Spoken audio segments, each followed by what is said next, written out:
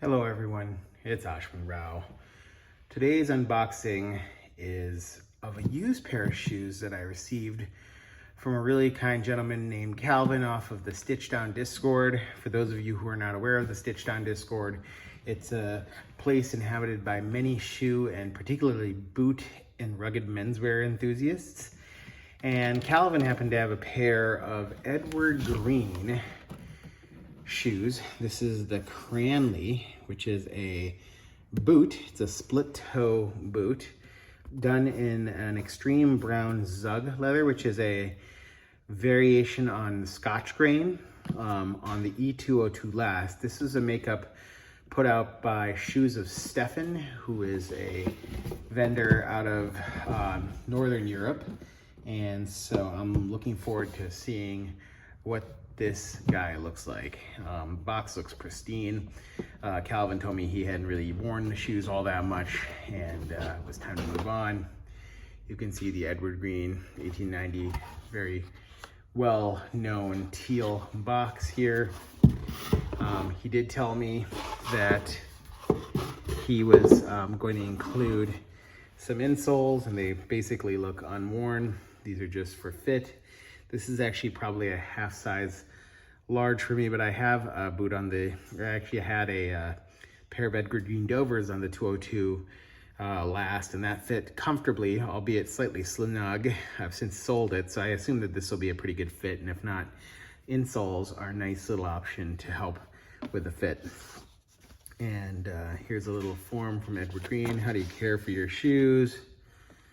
Gives you a little bit of detail there, and a nice little item there. And we see our shoe bags from Edward Green. Looks like we have two shoe bags, and beautifully done. Edward Green polishing cloth here, and here we are. Beautiful. Wow, yeah, he did not work these all that much. This is a very robust looking boot, as you can see, essentially unworn from what I can tell. Golly, this is basically brand new. Zug leather is kind of a thick scotch grain style leather. You can see the pie crust apron, which Edward Green is known for. They're really known for their uppers and the cleanliness of the work done there. Here's a split toe here. It's put on a storm welt, which you can see is a Goodyear storm welt, 360 degrees around the shoe. Really, really nice. All the way around.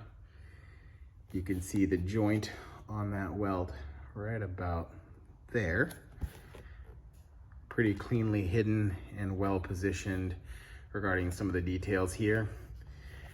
Beautiful pull tab transitioning into kind of the classic Edward Green back heel counter with a slight butt stitch on that apron and a ridgeway sole. So this particular model came with shoe trees, which you can see in here. This is essentially a like new boot. This is awesome. Got these on a really nice deal from Calvin, who was not wearing these boots. You can see the other pair here. There's our split toe, well centered, beautiful pie crust apron, which, as I mentioned, is something that Edward Green's known for.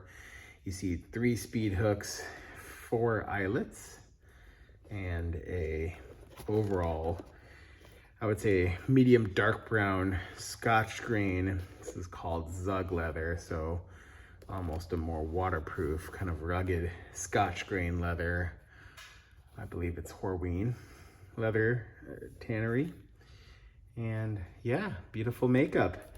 If I get rid of the box and put down the shoes one more time so you can see them separate to the box. There's one pair right there, another pair right here. 2 shoes make a pair.